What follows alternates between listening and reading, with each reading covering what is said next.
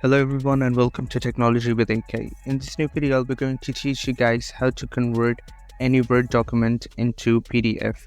So let's directly dive into it. So here you can see we have a Word document. So to convert it into PDF, open Chrome and search for I love PDFs. Click on the first link. It will be in the description as well. Here you can see multiple options. You can merge PDF, split PDF, so you can do anything with PDFs. Scroll down a bit, click on Word to PDF, then select Word files, then select your Word document.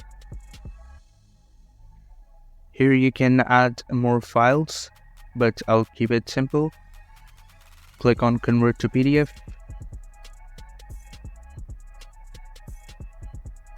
Now click on download, click on save, and your PDF has been downloaded.